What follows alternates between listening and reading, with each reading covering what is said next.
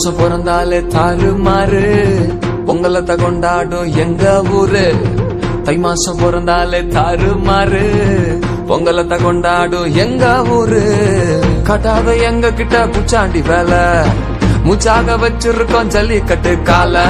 காட்டாத எங்க கிட்ட பூச்சாண்டி வேலை, மூச்சாக வச்சிருக்கோம் ஜல்லிக்கட்டு கால.